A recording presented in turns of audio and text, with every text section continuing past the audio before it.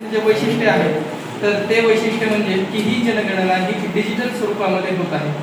इतिहासामध्ये ज्या 16 जनगणना झालेल्या आहेत, 15 म्हणावं लागेल या ठिकाणी, तर त्या ऑफलाईन पद्धतीने झाल्या. ही आपली जी 16वी जनगणना जी आहे ही स्वातंत्र्यानंतरची 8वी आणि 19 मध्ये 16वी, तर ती होते आहे डिजिटल स्वरूपामध्ये. ही या जनगणनेचं आगळं वेगळं वैशिष्ट्य आहे. यासाठी आपल्याला शासन स्तरावरून उत्कृष्ट अशा पद्धतीचं प्रशिक्षणाचं जे नियोजन या ठिकाणी केलेलं होतं, तर ते अत्यंत बारकाईने नियोजन आहे असं आमचं मत आहे. या प्रशिक्षणाच्या संदर्भामध्ये आपल्याला दिलेलं प्रशिक्षण आहे, आपल्या त्याच्यासाठी आवश्यक असलेली जी काही संसाधनं जी होती तर ती अत्यंत उत्कृष्ट पद्धतीने या ठिकाणी त्यांनी देण्याचा आपल्याला प्रयत्न केला. आपल्याला लाभलेले 2 जे उत्तम असे प्राध्यापक आहेत, या ठिकाणी आल्याच्यानंतर सर आपली पहिलीच भेट होती आणि नंतर असं कळालं की ते जसं की आमचे सचिन सर मित्र आहेत, त्यांचे देखील ते मित्र आहेत की अत्यंत दिलखुलास अशा पद्धतीचं यांचं व्यक्तिमत्व आहे सरांचं. सामाले सरांचा स्वभाव थोडासा स्ट्रिक्ट वाटला, परंतु काळे सरांनी आम्हाला अगदी एक खेळीमेळीच्या वातावरणाकडे घेऊन जाण्याचा प्रयत्न जो आहे तर तो काळे सरांचा आहे. आणि सरांचा जे आहे तर ते कसं की ओबे टू ऑर्डर ज्याला आपण म्हणतो की एकदम स्ट्रिक्टली ज्या गोष्टी व्हायलाच पाहिजे तर त्या गोष्टी शिस्तबद्ध पद्धतीने सरांनी आमच्याकडून करून घेतल्या.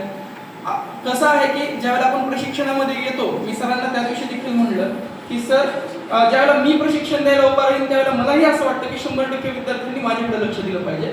पण ज्यावेळेला मी बेंचवर जातो ना की तिकडे गेल्याच्या नंतरचा जो अनुभव असतो तर तो विद्यार्थ्याचा अनुभव आहे आणि ते केलं तरच तुम्हाला असं वाटेल की आपण प्रशिक्षण दिलंय म्हणून. त्याच्याशिवाय त्याला तो जो एक आनंद आहे ना तर तो होत नाही. या दृष्टीने अत्यंत सर खूप छान पद्धतीने तुम्ही आमचं ट्रेनिंग घेतलं. उत्कृष्ट नियोजन जे आहे ते शासन स्तरावरून देखील आहे. काही गोष्टींचे आम्हाला पडलेले प्रश्न होते ते आम्ही प्रश्न तुमच्या समोर देखील मांडले. ते प्रश्न आम्ही माननीय जनगणना ज्या जिल्ह्याचे जे संयोजक आहेत कुलकर्णी सर त्यांच्या समोर देखील मांडलेले आहेत. आतापर्यंत हे जे प्रशिक्षण आहे याच्यामध्ये काही त्रुटी आहेत ॲपमध्ये हे त्यांनी देखील मान्य केलेलं आहे.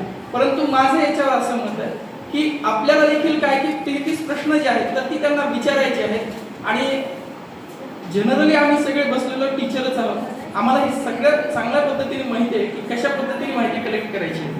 तर आजवर जशा सगळे जे शासनाचे जे ध्येय धोरण आहेत तर ती यशस्वी करण्यासाठी अंमलबजावणी जी टीम आहे तर ते आमची टीचरची टीम असते.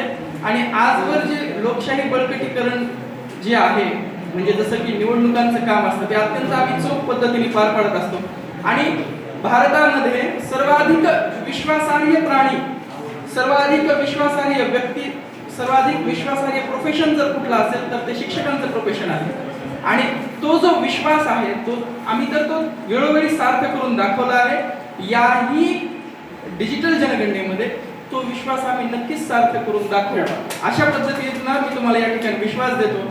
आणि या प्रशिक्षणाच्या संदर्भाने या ठिकाणी थांबतो. संयोजकांनी या ठिकाणी मला मनोगत व्यक्त करण्याची संधी दिली त्याबद्दल संयोजकांचे खूप खूप आभार. धन्यवाद सर.